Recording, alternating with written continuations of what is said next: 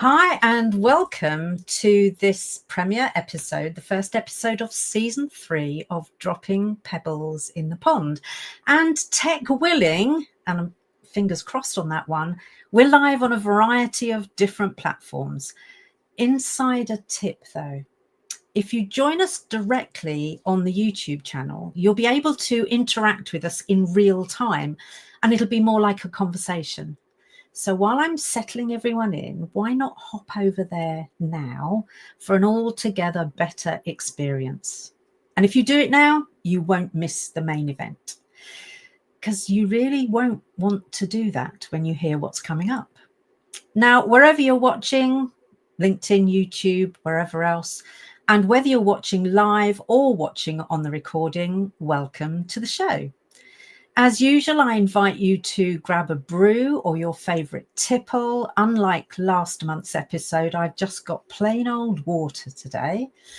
But have a notebook or something similar to hand, because not only do I have some questions for you to reflect on and then share your thoughts, I also have a remarkable guest joining me in just a few moments. And I'm pretty sure you'll want to take some notes and action them. So settle in, make yourself comfortable for the next 45 minutes or so. Now, as always, I'm interested to know where you're joining me from, where the viewers are. So do let us know in the chat on whatever channel you're watching, which part of the world you're currently in. And let's see if we can break our own record here. I know there's been some big record breaking over the weekend, but let's see if we can break our own record here. As ever, I'm being supported, or held together is the truer description, behind the scenes by my brilliant team, and they'll share the comments and questions as they become relevant, because I don't always remember to look. So they're going to do that. Now, the title of this episode, Using the Voice Authentically. Firstly, you know how important authenticity is to me. If you've been in my world for any length of time, you'll know that that is something that's very important to me in the way I show up, in the way I behave, in the way I work with my clients. And that's in spite of the fact that it now has a rather hollow ring to it, I suppose, because it's so overused. I remember one of my mentors, Sarah, describing authenticity, actually, and integrity as hygiene values, because she always says, well, yeah, as opposed to what? That I don't have integrity and I don't have authenticity? Because it should go without saying, but really we live in this slightly bonkers world now where there clearly isn't as much authenticity and integrity as there could be. Anyway, my voice is essential for the work I do as a coach and as a trainer, facilitator, and supervisor. So I needed to find my own resonance. When I first trained to be a trainer back in 1987, yes, I'm that old, the initial videos they shot as part of the training as a benchmark of where I was starting from were truly awful. And I mean, really awful. My voice was all over the place like this, like a inexperienced driver on a skid pan, and blush. Wow, you've never seen anything like it. But as we heard in the last episode, actually, from Professor Heidi Brown, blushing, there's nothing to be embarrassed about or ashamed of. It looks like we're starting to see where people are joining from. So let's just see where we've got High Tech Mother. You're very welcome. Thank you for joining us from Asia. I know it's late there. August, thank you. Hello, Queens of Introverts. Yeah, that's us joining from Melbourne too. 4 a.m. just for you. Well, I really appreciate that. Story Stitching Studs. You're doing it again. You're determined with a vocal coach here to get me tongue twistering, aren't you? So yeah, thank you. Thank you, B-Rad. So thank you all for joining us. Now, I've just said that my voice is really important to me. And one of the reasons I'm really excited about the guest that I'm bringing for you today is because he works particularly with the singing voice. And I'm going to be honest with you, that usually elicits, shall I put my teeth in now? That usually elicits a bit of shame for me, because my mother won a scholarship to Blindborn in her earlier years, and I, as it transpires, am tone deaf. And she was not amused at that. And of course, it doesn't stop me singing in the shower or in the car, but in public, nah, you won't get me singing in public. Clinton might at some point, but not yet. So my guest, Clinton, I first met him I would like your teeth, please, high-tech mother, thank you. I first met him a couple of years ago, and we were part of a group at the same time. And I gravitated towards his energy, his warmth, and his mission, which is to help 1 million people find their voice to improve their mental health, their well-being, and their motivation. And he believes singing helps dramatically improve the state of well-being, and in an instant. From the pictures you've seen already, some of you may think he looks rather familiar. And maybe that's because he's performed for kings, queens, and global icons. And now, of course, performing with me. So I'm very honored. But I'll ask him to share a little bit about why you might think you recognize him in his introduction. So without further ado, it's my absolute pleasure to welcome to the stage Clinton Jordan to our Dropping Pebbles in the Pond virtual stage. So Clinton, welcome. Thank you. I've given a little bit, obviously, I've given a brief introduction, but I'd love for you to share just a little more about you and why people might think they recognize you. Yeah, well, so I first of all, I am a motivator using the skill of singing, or more importantly, using your voice. And every now and then I get called to do something a little bit, out there, and had to do in 2018 a little wedding for a couple called Harry and Meghan. So that's what happened in 2018, and as a result was catapulted all across TV, radio, and all other forms of media. And it was an absolute wild ride. I can imagine. And you're still riding it, right? Oh, yeah, in some way, shape, or form. Still it is. I mean, it will never go away. It will always forever be part of the story. I've sang with celebrities,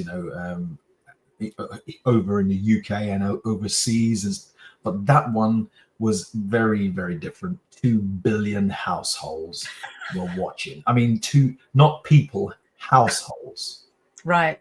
And imagine there were 4 to 10 people per household watching, probably. I think it's like half the planet. That's madness, isn't it? Yeah. Yeah. And I'd love to kind of start exploring with you a little bit about how maybe you found your voice and how all that started to come about. So let's start there. Singing has always been a form of communication in my family's household. From pass the salt around the table to who's up the stairs, can someone bring something downstairs, it was always done in song. So we had this singing identity in our house. And when I went to school, for some reason, I didn't associate that singing identity with being outside of the house. And that's when I found out that I had this kind of dual identity. And my reasons for communicating strong or, being passionate were nowhere as near as being in the house. a very shy child and didn't speak much out in public because, all of the pressures of speaking in front of young people at that time. As probably most of us know, just establishing our voice without being judged or ridiculed or taken the mick out of, there's a pecking order. And I found out that I wasn't in anywhere near it until one day. And I believe it was a school play.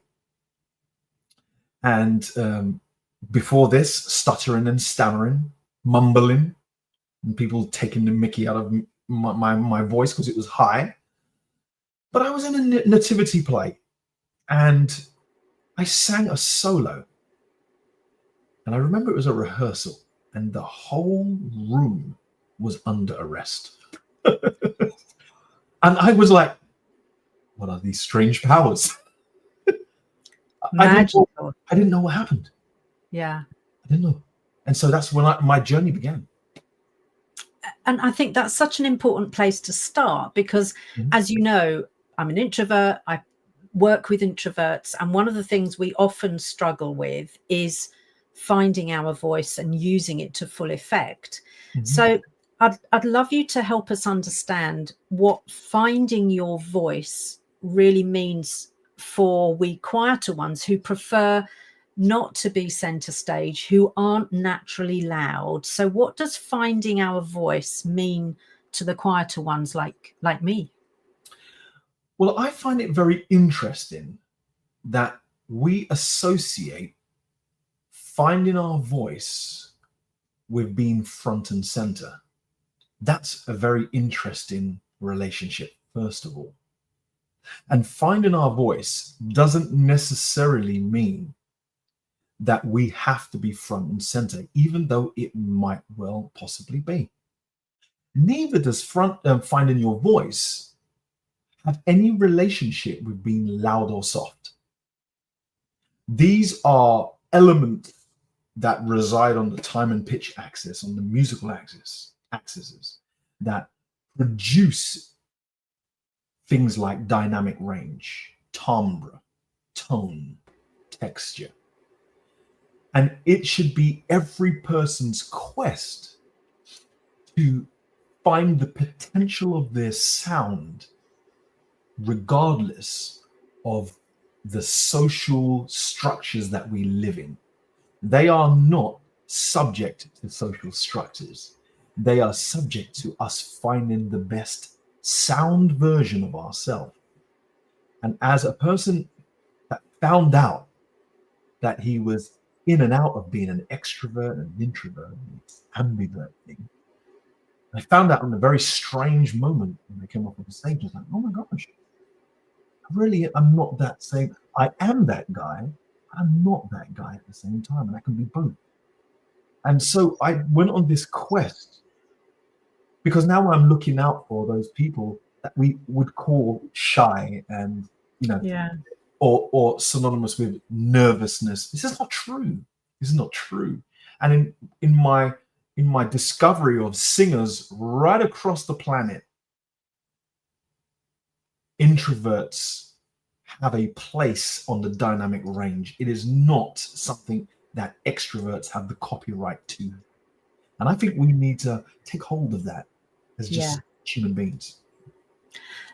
I absolutely agree, because one of the things from a lot of my research is just how many performers, be they actors, be they singers, be they whatever, are of an introvert persuasion. And quite often being on stage allows them to be something else. But once their performance is done, they're kind of away into the wings and quietly recharging again.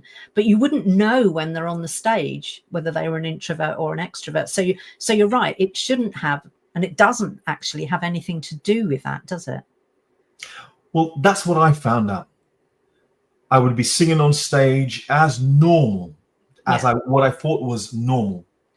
And then one day I was caught off stage by one of my singing colleagues.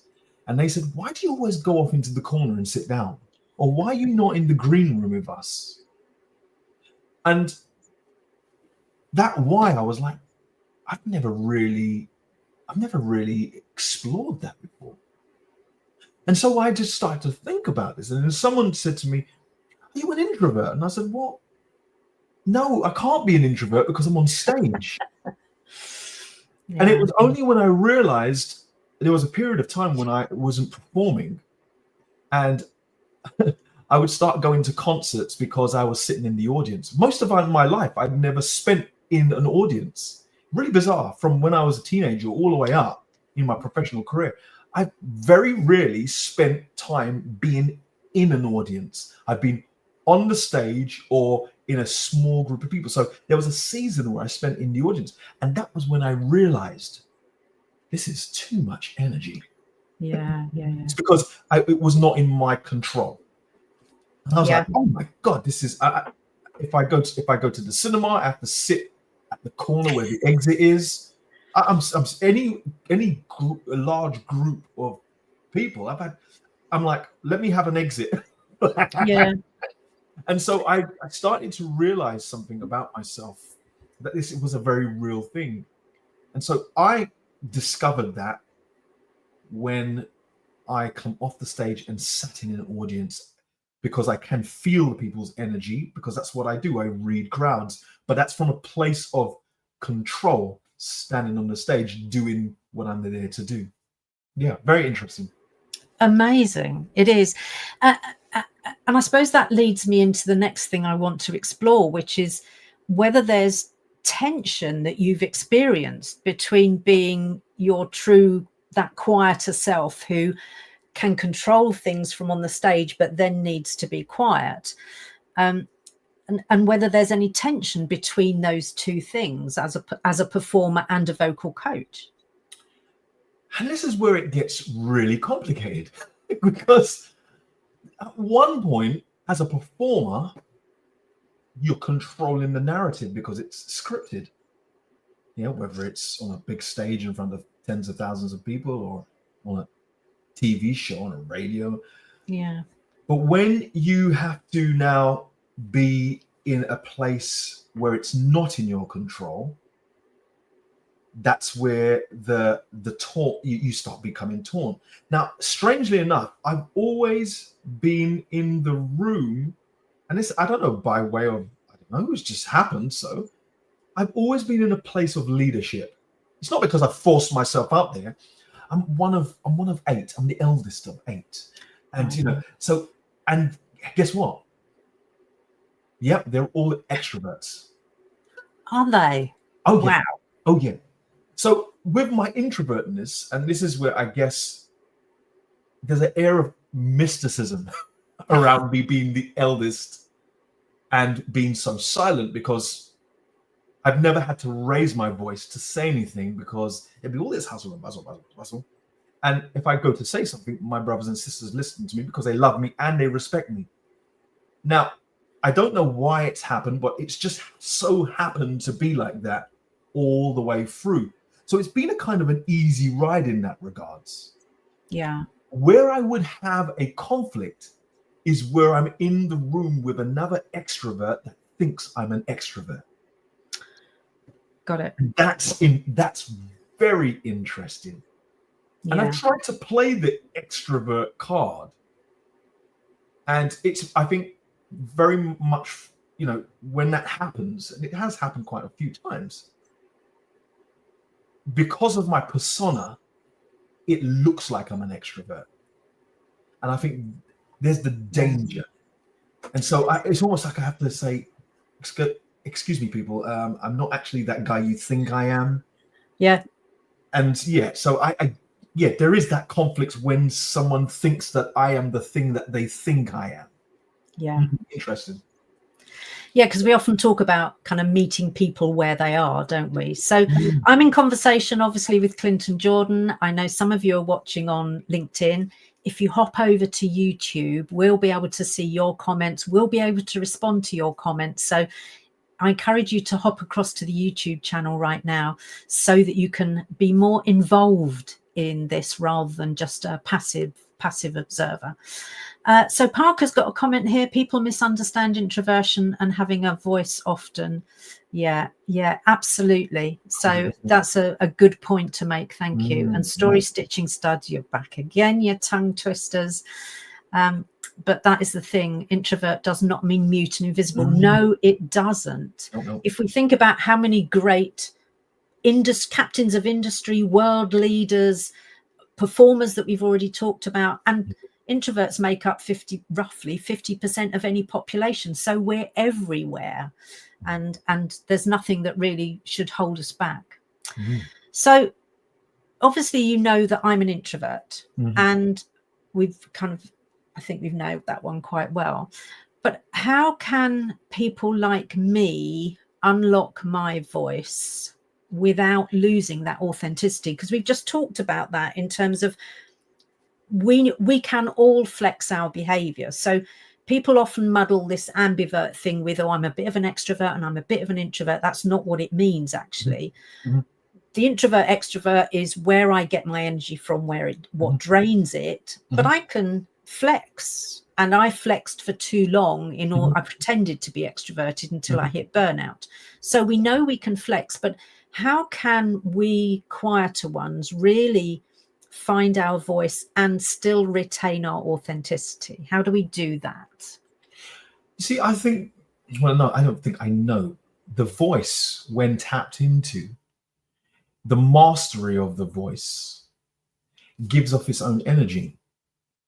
So I'm always fascinated when people that I coach, when they tap into a voice or tap into their voice or tap into something that resonates with them, they start finding the energy off of that sound.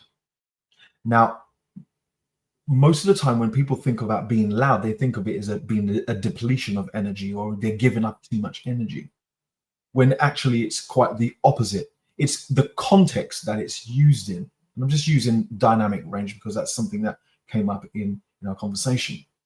And what I do with people when they're finding their voice is for them to test their own vocal range with the things that make them feel a particular way. So if it's, let's say, for example, they are, how do I say this? If I say, like, for example, let's say you're looking at a powerful quote,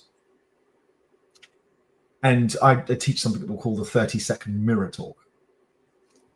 And I say to take a quote and play around with the dynamic range, a quote that resonates with you.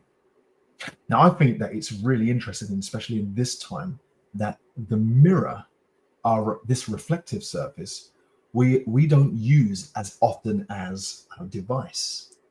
And there is a different life that the mirror presents, the natural mirror, the manufactured natural mirror, than the reflective surface of a phone device. And here's the difference. When we're in front of the mirror and we're in the moment, and we are practicing the things that we don't want to be convinced on, but we want to have conviction in. Yeah. This is where we start learning through play. And what I coach people to do is to start to learn to play. We often seldom don't sit in front of the mirror, look ourselves in the eye and give ourselves this communication. Why? First of all, we think that we don't deserve the time with ourselves. How many times have we looked into the mirror recently, of recent times, and said something amazing to us? So we often think it's cheesy, or it's not worthy to be spending that time. Or vain. Depending on your mindset, the person that you need to bring conviction in is you.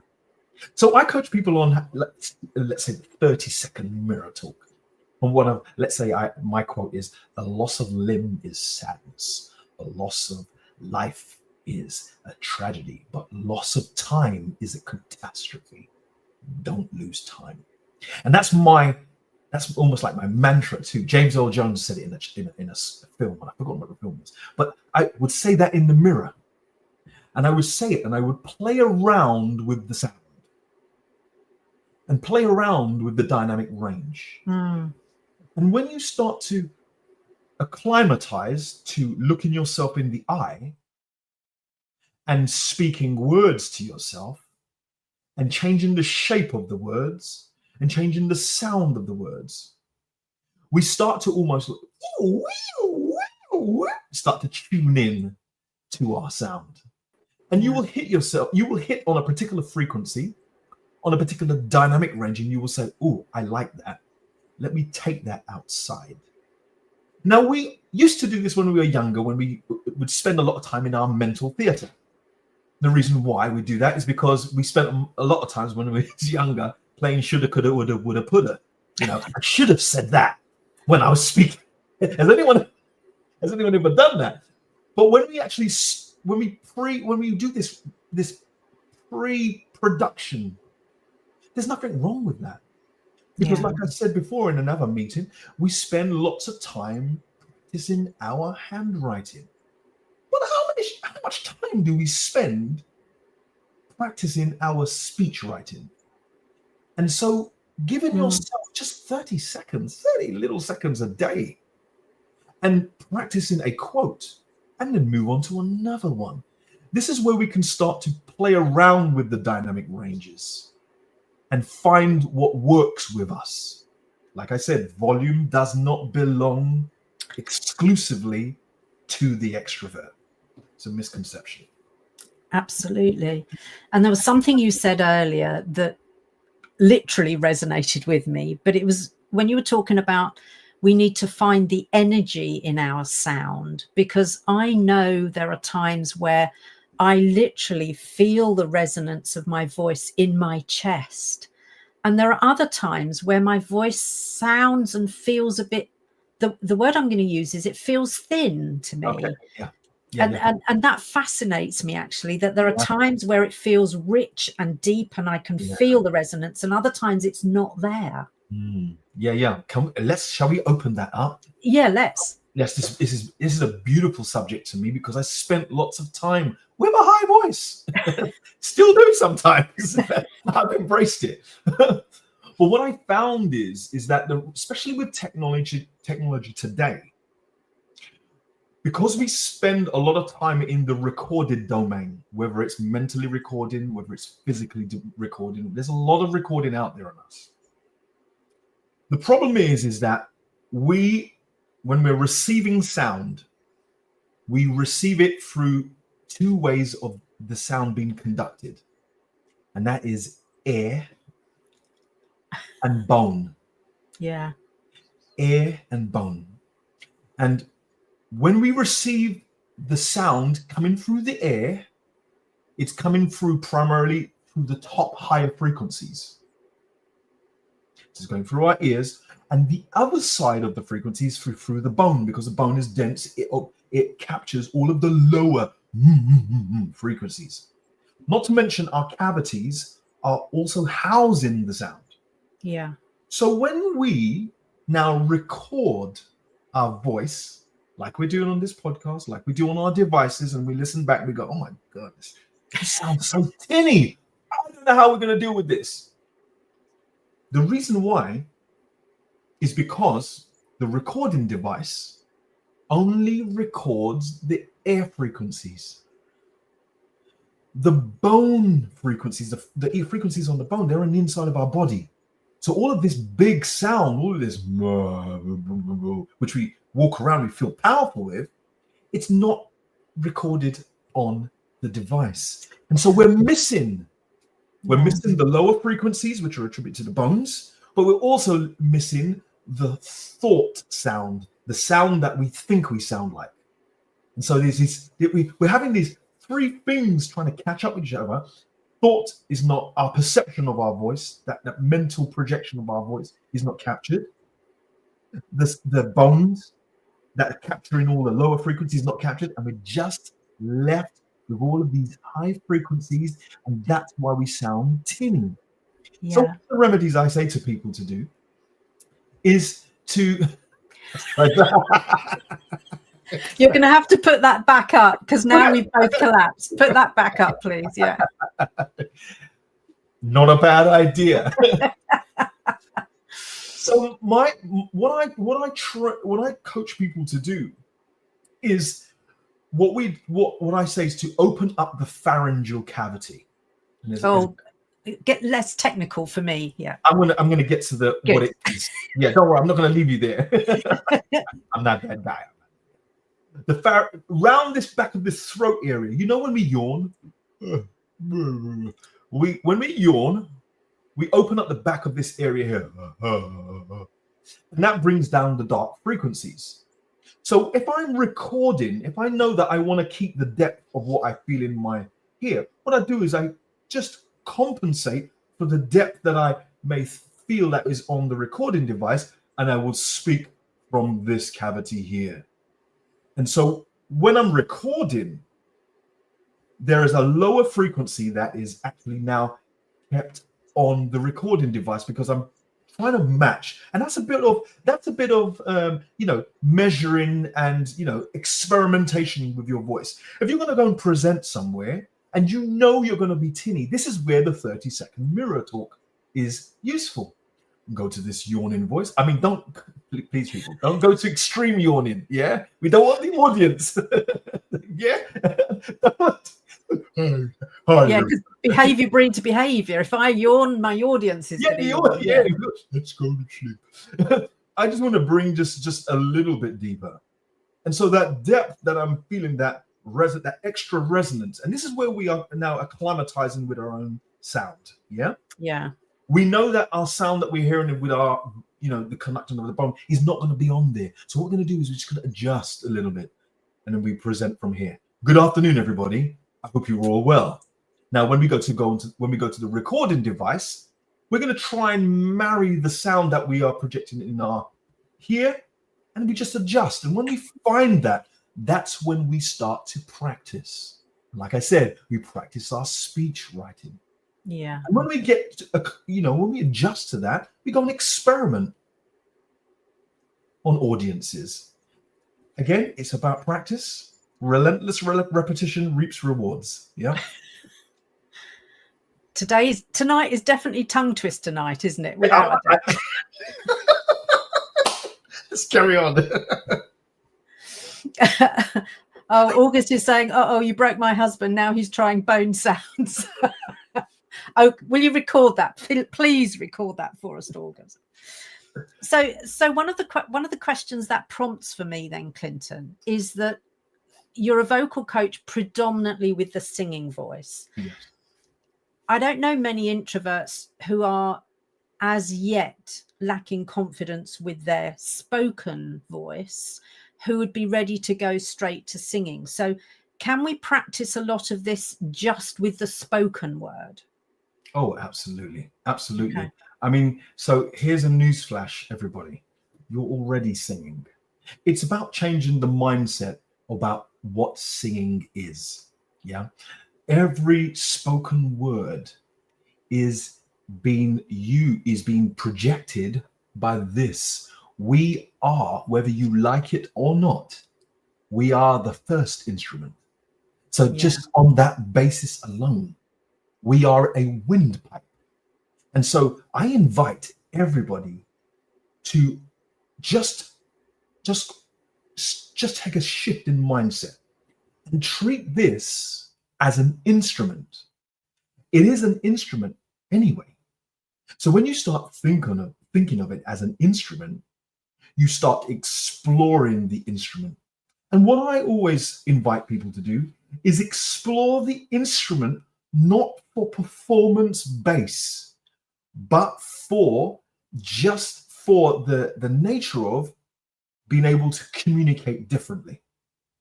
It doesn't have to be front and center stage. It can just be to get different sounds out of us. How many times have we watched a movie and we love that quote?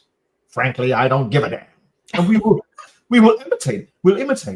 And it invokes a feeling. And sometimes we use that quote in our life because it was necessary there. Well, guess what, people? That's what we're doing all day long. We are building the soundtrack to our own life with our instrument.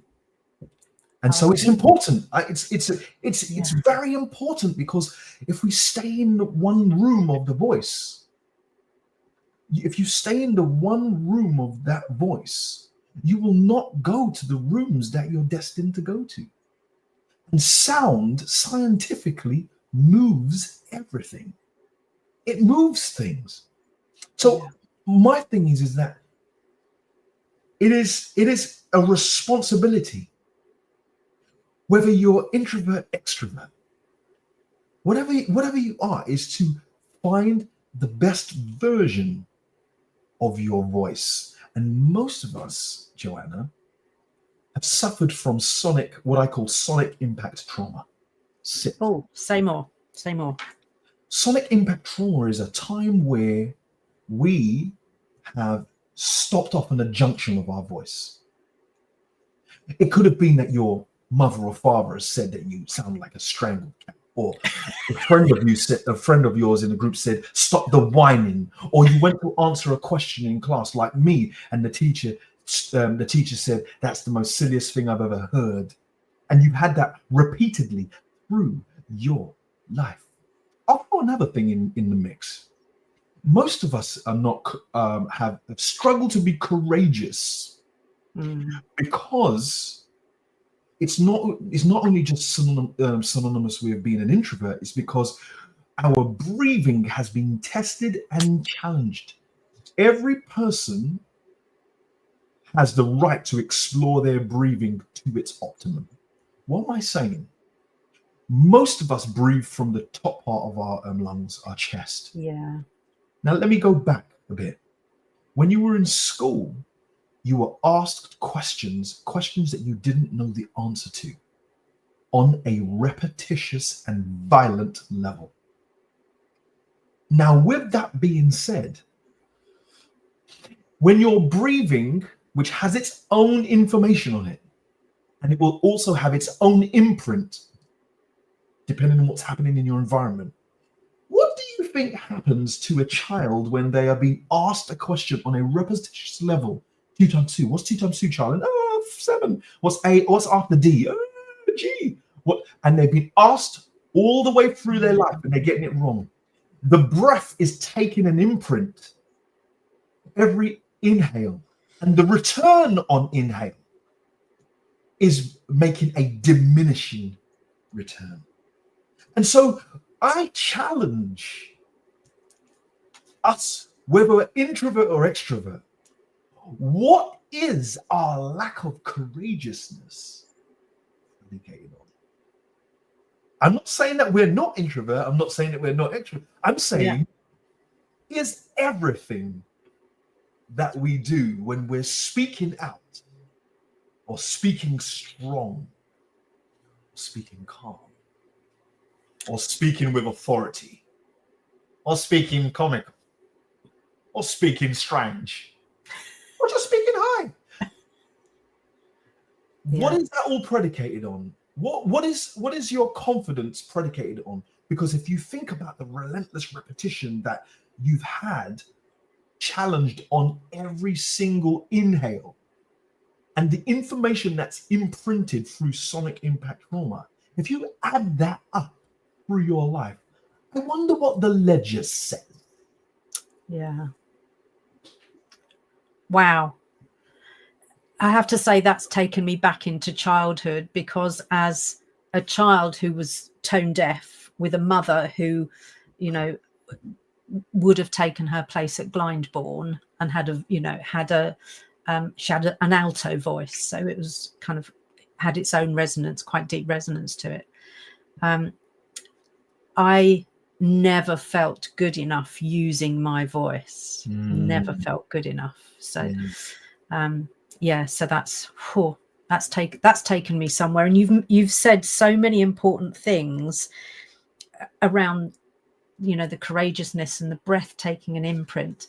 But I think the thing that's really coming through to me, there's 2 things really coming through to me. One is around the importance of experimentation and play, and holding it light. Can't speak now. Holding it lightly, so that in a way we can break that imprint, because Mhm. if we can laugh at ourselves when we're doing the high squeaky voice or the comedic voice or whatever it is, or trying to be, you know, James Mhm. Earl Jones or whatever it is, when I wouldn't stand a hope of getting to where he is. But if I can do that playfully, I stand a Mhm. chance of breaking that imprint. 100%. We are all on the quest, whether we like it or not, of vocal freedom. We are Yeah. we are on the quest of vocal freedom. We want to go into a room. We want to be able to sound off. I'm not even talking about words. I'm talking about sound. We want to be Yeah. able to use the sounds and be able to be okay with it, even when others are not.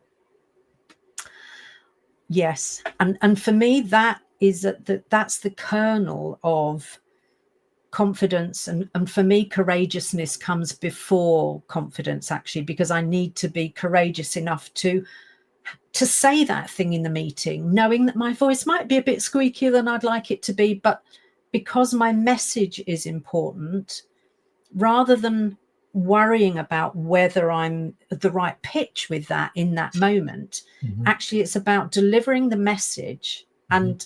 and not panicking maybe about the resonance or the tone or the pitch or even the pace, whatever it happens to be. And I think that's one of the important things for introverts, is that we often hold back. And I'm going to come on to talk about the pebble in just a moment, but we often hold back thinking that no one will listen to me. It's going to come out wrong. I'm going to say the wrong words. I won't be credible. You know, we have all this story going on that actually stops us from expressing ourselves vocally. Yeah, that's okay. So in musicianship, I spoke about relentless repetition and then reaping the rewards. So when we practice an instrument, we are practicing an instrument to build up vocabulary. The confidence thing is not actually a negotiation. What is happening in that practice? So I teach a thing called the performance iceberg. And the performance iceberg is mixed up of practice, rehearsal, checking the sound, and then the top of the iceberg is the performance. Right. And so in our speech, when we're practicing to speak, you know, more times than any, we will practice a speech, but we don't practice everyday speak. We don't practice speaking every day and just, you know, hello, how are you? Hello, how are you? Hello. We just we voice out whatever comes out at that point. And so in my teachings, the trust tripod, where I said this at a Toastmasters conference. I was doing a public speaking event, and I said everybody's going to learn how to rap, and the whole place went. So R stands for respiratory, and the tripod, these legs need to stand equidistant, equal length, so that they can trust each other. R stands for respiratory, trust in your breathing. A stands for anatomically, trust in the mechanism, the four components of the voice: actuator, vibrator, resonator, articulators. And then P stands for psychology or psychological. And so these things they have to start to work together congruently, Yeah. and that only happens by way of practice, by way of repetition. And if you've not spent time in the repetitious act of using your voice, then what comes out is the involuntary, is the impromptu. And so when we are challenged in an impromptu situation, that's where the panic comes in. So my thing is to anybody, just absolutely anyone, practice your phrases. Practice the sound. Don't practice the words, just practice the sound. We spend more time practicing the words. but not practicing the sounds. And that's where we get caught off guard, because we're also in record mode. And so while we're speaking, we're going, oh, shoot, that sounded so stupid. While we're still nattering. Yeah. And Joanna's standing next to herself going like this. Did you really say that? While you're still talking. Yes. You need to go home, Joanna. Come, let's just get out of here. Get your bag. Let's go. You've been next to me on stage, haven't you, clearly? That's what we all do. Yeah. Because in the audience of our mind, there are certain people sitting down in the audience, and there are different versions of you looking at yourself. Yeah. And they're all in judgment. Yeah. So we've got all of these things playing through our head. But we can silence those voices if we spend a deeper depth in the performance iceberg. I love that. I love that. And what it's reminded me of is I used to listen to my mother doing her vocal warm-ups, and how people will do that if they're about to sing, but they won't do that if they're about to speak. And yet it's the same instrument we're using in maybe not quite the same range, especially if you're a soprano or whatever, but we're still using quite a range, but we don't do that vocal warm-up. So I think that would be something that I'm going to certainly think about. But let's jump into the Pebble, because we're coming up on time. And what I really want to share with you, so here's today's Pebble, right? Always the same Pebble, always the same, but it always lands differently, and the ripples ripple out differently. So this is going to sound like a bit like tough love today, because honestly it is. And I think, having listened to you, Clinton, talking about how we really need to be more playful and more experimental with our voice, whether we're singing or whether we're just talking. I want to challenge, especially we introverts, in terms of how often do we blame the noisy ones, the outspoken, the uber confident types, and we blame them for shutting us out and closing us down. But how often is that actually just a convenient excuse? And we'll do that because we're not courageous enough to experiment. We're not brave enough to use the voice to its full extent and practice speaking out. And I do prefer the phrase speaking out rather than speaking up. And it goes back to something Clinton said in terms of, volume is not just for the extroverts, but being persuasive and compelling and being heard as a speaker is not always about volume. So speaking out as opposed to speaking up, for me, is something that I would rather talk about. So I'd love to hear your perspective on that, Clinton, in terms of whether potentially introverts use it as an excuse, and your view on speaking out. Yeah, I think media has forced us to take on the stereotype that loud doesn't belong to us. Yeah. First of all, if we just let that sink in for a minute. We've been bombarded. Yeah. That sound, we don't have any right to it. We've also been labeled things like shy, and any of these things that are synonymous with weakness. Yeah. And I invite people that are listening to understand that loud, there are different ways to be loud other than volume. Project. Which we can use resonance. Yeah. We can use our timbre. We can use rhythm. And we can use silence. I love that. Absolutely.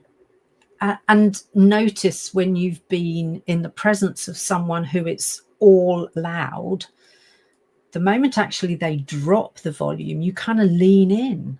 So having been bombarded, so there is a real value, I think, in having the difference in there as well. So yeah, nice.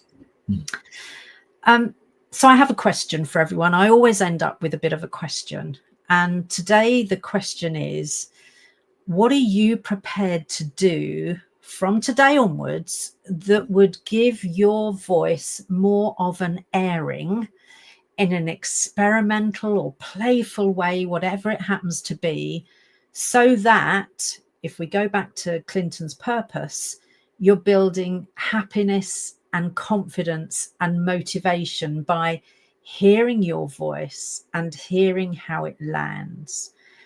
So what am I prepared to do? Because I'm not going to ask you a question if I'm not prepared to do something myself. So here's what I'm going to do. You already know I'm tone deaf, and I won't yet sing in public because of that.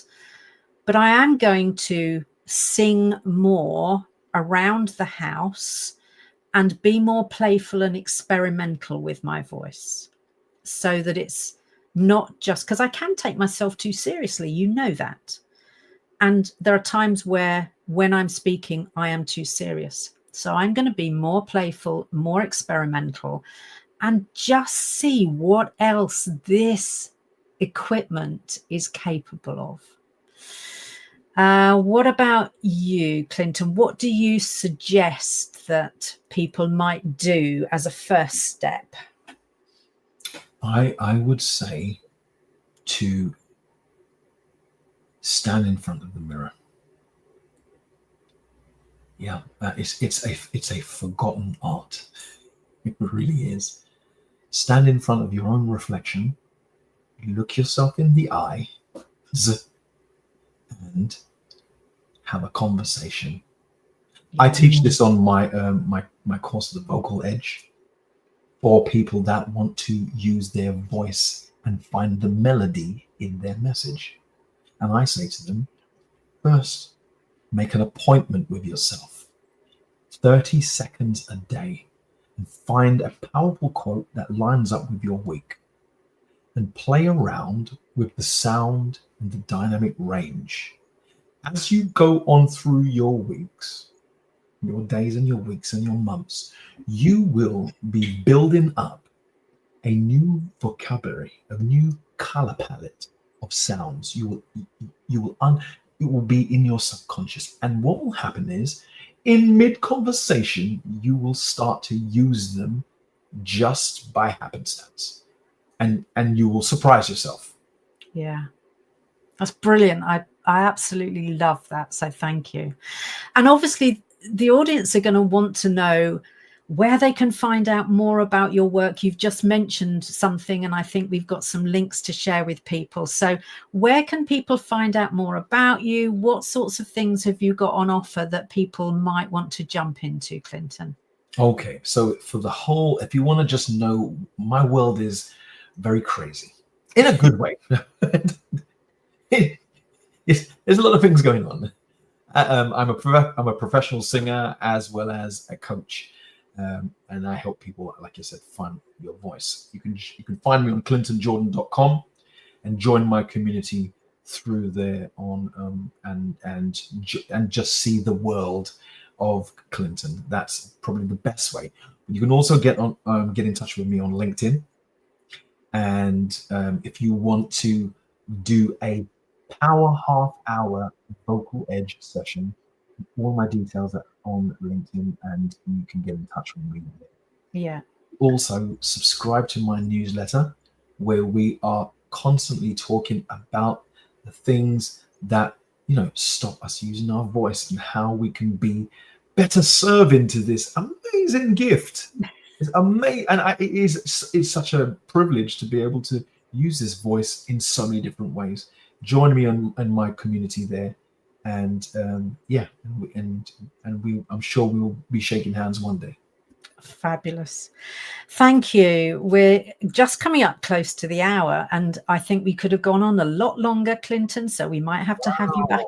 We might have to get the audience participating at some point in a future show. But that brings us to the close of this particular episode of Dropping Pebbles on the Pond.